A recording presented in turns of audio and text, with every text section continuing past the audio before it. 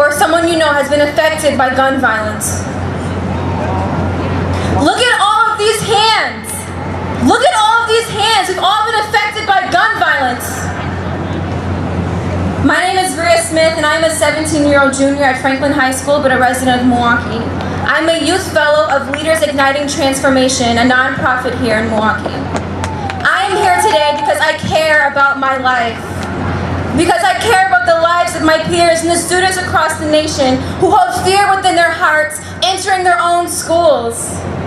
I am here today because I want to bring awareness to America's gun control laws, to instill a foundation of change, peace and unity to implement within the laws to protect the NRA, to demand our justice, speak our truths, call unto our representatives, and urge positive lawmaking to benefit the safety of not only our students, but the general public who suffer from gun violence each and every day. For the lives in Parkland, the children in Sandy Hook, at Columbine, Great Mills, Huffman, Marshall, Mattoon, Freeman, North Park, and the hundreds of other schools who've been affected by gun violence. They were washed away in media, forgotten and pressed to the side, not classified as an important enough issue. Just like the young students of color who have been protesting against gun violence and begging legislators to enact against gun reform and then make the dream of the Black Lives Matter a reality. A reality! We have been protesting for years for gun reform, but it's not a reality yet. Gun violence here at home disproportionately affect the Black community the most. Here at home, students in Milwaukee County are 3 times more likely to die because of gun violence. 3 times more likely to die. In 2017, majority of victims of gun violence are Black males between the ages of 18 to 29. For years, Black people have been calling for the freedom to thrive in their communities without the fear of gun violence, with little to no action being taken. We are not a statistic. We are not a statistic. We are not profit. We don't give you money. Our lives matter just like anyone else who is being affected by gun violence. And we will say it here, we will say it tomorrow, and we will say it whenever we need to say it.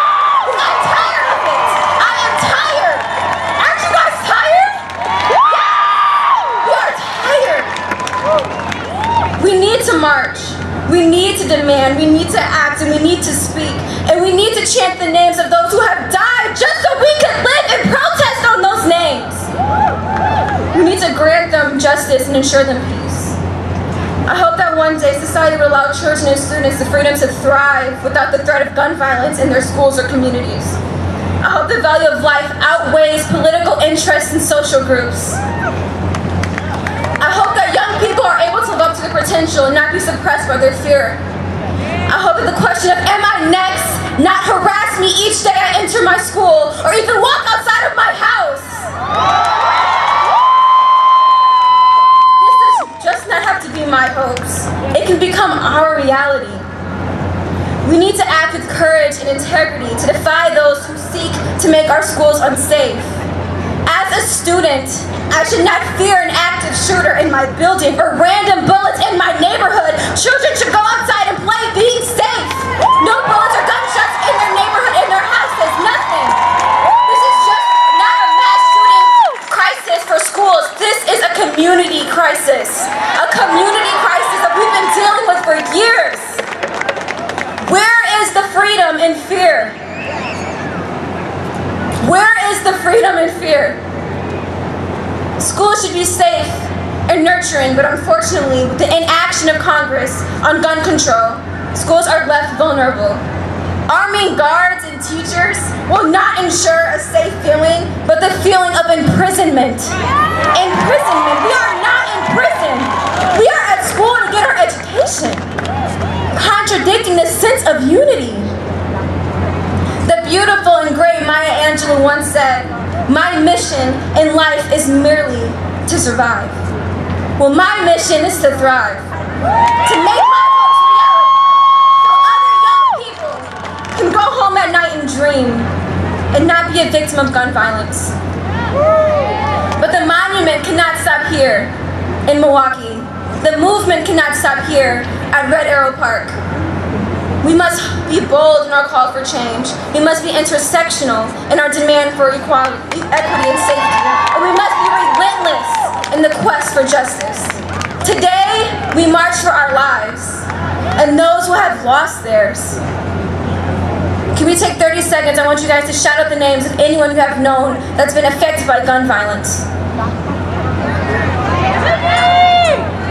Alex Schechter!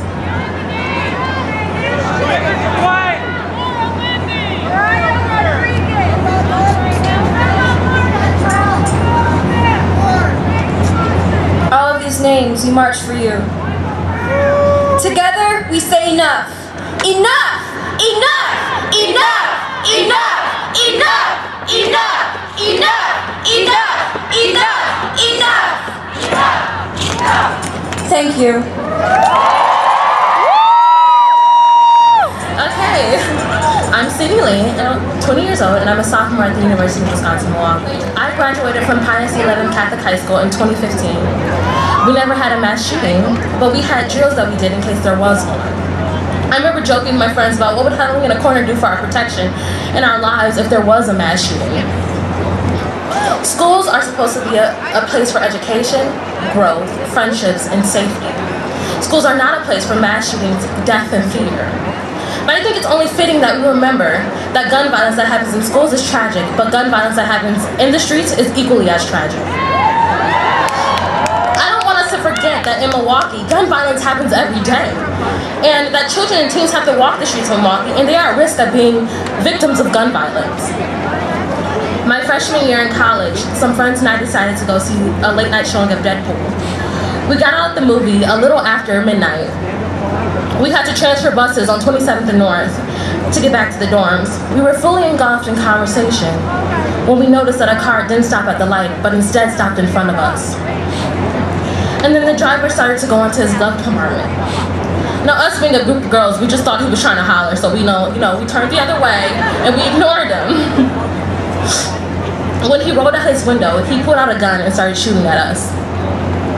The only shelter we had to shield ourselves from the bullets was the bus shelter. We crouched in the corner inside, and when the light turned green, he sped away, and we checked each other. Luckily, no one was hurt. We were lucky. Let me say that again. We were lucky. No one was killed, and no one was injured. The police showed up about a minute after because the area we were in had ShotSpotter. For those of you who don't know what ShotSpotter is, ShotSpotter detects the sound of gunfire and the police are automatically sent. After we got on the bus, the reality of what happened sunk in. A fun night out turned into something traumatic. But for far too many people in the city of Milwaukee, they don't get to walk away without a scratch. Thousands of people have died as a result of gun violence in the city of Milwaukee, and some of those people are children. Children under the age of 17, so they can't vote. These communities that they play in and that they live in, the sidewalks that they play on, it's riddled with gun violence, and enough is enough. It's too much. It's naive to think the only place that we deserve to feel safe is in our schools. It's naive to think that guns won't get into the hands of bad people and that they won't use them to do bad things. The Milwaukee Police Department seized over 2,400 guns off the streets in 2017. Enough is enough. We deserve safety. We deserve stability, and most importantly, we deserve the right to live. Thank you so much for having me. Hi, I'm Riley Reed. I'm a senior at Arrowhead High School in Heartland, Wisconsin. I was 12 years old when Sandy Hook happened. I wasn't alive during Columbine, but I remember one of my teachers saying, "No one thought that something this terrible could happen again." And innocence left that day. A school, my school, that had been well protected before, now had to go on further lockdown measures. We treated visitors like possible enemies, and classroom doors were locked. We practiced lockdown drills frequently. There was one day when the voice came on the speaker saying, "This is a lockdown," the word drill noticeably absent. We sat there, a group of 12 to 13-year-olds, all huddled together. I was shaking, gripping my friend's hand, thinking, there can't be another one. It's not my time. I'm not ready to die.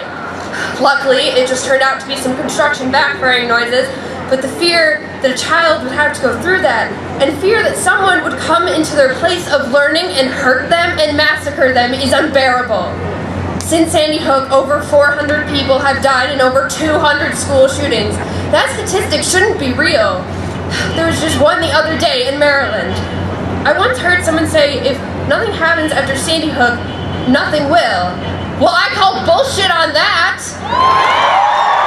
Something has to change. It just has to. I don't want to constantly fear that I'm going to be shot in a place I'm supposed to feel safe. I don't want my name to be at a memorial. I don't want to be a number, and I don't want to have to imagine the look on my parents' face when they find out their daughter is massacred in her own school. Now I go to a really conservative school where people tote the NRA logo like it's a flag of their nation. So it was an extreme success for us to get over 200 people to participate in our school walkout. Faced criticism and discrimination, but the immense bravery of those kids, that they're tired of bullshit and tired of being told that nothing will change, is inspiring. Because they believe, like I, that something has to change and can. And as one of the organizers, I'm proud to say that we have started a movement. I am tired of being pushed around. I'm tired of feeling afraid. We are the generation that will get the gears turning, and we will finally make an impact. I'm tired of politicians like Paul Ryan telling me that they have promises for change when all they want is the money from the NRA for their campaign contributions. I am not a sacrifice for your dollar. Something has to be different. It just has to be. Because if it isn't, what is the point of living in a world where you feel afraid? The kids of Parkland and America have woken up a beast that has been asleep for far too long. It's time to call for action. It's the time to vote, to get our voices heard. I will not be pushed aside, told I don't know what I'm doing or what I'm talking about, that I'm too young to understand these complex issues, that I should go back to class. Well, I'm an angry, educated person. I'm a nasty woman, and I turned 8. Yes. And I turned 18 yesterday, so I'm ready. Never lose your sense of outrage. One of our allies in this fight, Bernie Sanders, said that. Politicians like him are the ones we need to vote for, the ones that will represent us in our fight for better gun legislation. So it is key to vote in these midterms because they are arguably the most important. And to my fellow students, it is our time to take our place and be the change we wish to see in the world. Because we are the only ones that are going to make this happen. No one else can do it, and if no one's going to do it, we have to. So keep fighting the good fight, and enough is enough. Thank you. Good morning, everyone. I'm Joya Headley, a student at Milwaukee School of Languages and a member of YES. I am so glad that so many of our youth understand that America has a problem. It is beautiful to know that so many of our youth recognizes the flaws of American society and is willing to stand up against what's wrong. The vast attention that has been given towards mass shootings and gun violence in schools really shows awareness in our society. As I stand united with my fellow peers in Parkland, I also stand with my black and brown brothers and sisters whose trauma from gun violence has not been acknowledged. In America, we overindulge white murderers but ostracize and demonize black and brown victims. Where is the sympathy for our black brothers and sisters who died in the streets of Chicago, Detroit, and Milwaukee? For years, gun violence has been a burden on many of black and brown communities. However, it is only now that our country is nationally aware of the importance of gun reform. The black community has been protesting gun violence for years but has been silenced. Why does it take protests in suburban schools for people to understand how important gun reform is? Our black schools have already have police officers and security guards. Let's address that. We want to stop the proposed agenda but fail to understand they have already been placed in black schools. So since we're addressing our silence, let's have a moment of silence for Don Trey Hamilton, who've been murdered at this very park.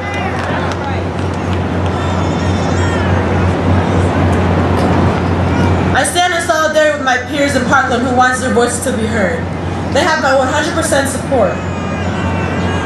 However, I am here today for my black and brown brothers and sisters who deal with trauma from gun violence and are forced to act like nothing has ever happened.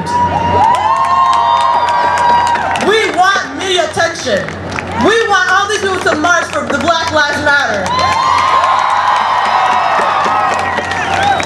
I am here today for my black and brown brothers and sisters who have lost family members and friends to gun violence. I am here to the black and brown victims of gun trauma who will never make it on Time Magazine or Ellen. Where is the media for our black and brown brothers and sisters? Where is all attention when Trayvon died, when Don Trey died?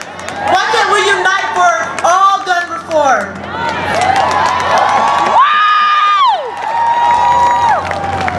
We want to see our black youth and our brown youth be on Ellen, be on Time, and be, recognized. We want justice. And we are all God's children.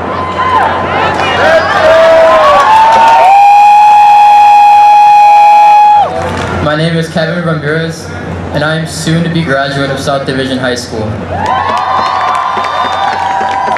I am also a proud member of Youth Empowered in the Struggle, also known as YES, and a board member of Voces de la Frontera.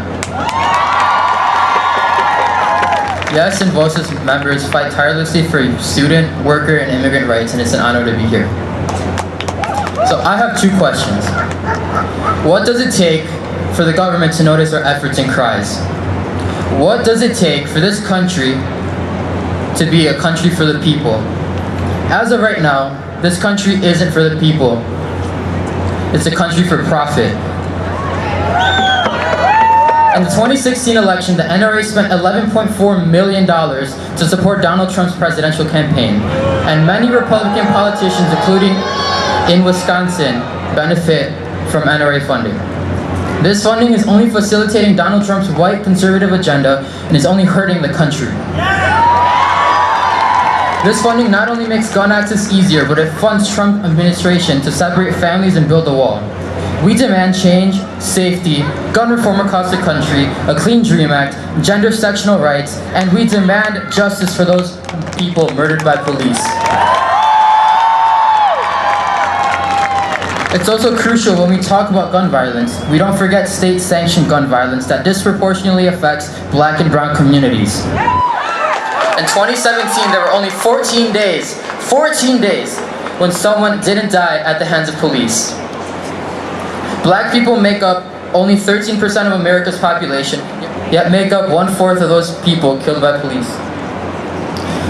The police have turned our neighborhoods into war zones. We demand an end to the police having the weaponry and equipment of an invading army. Another invading army is Immigration and Customs Enforcement, also known as ICE, invading and ruining the lives of thousands of immigrant families. The Waukesha Sheriff wants to implement a program referred to as 287G.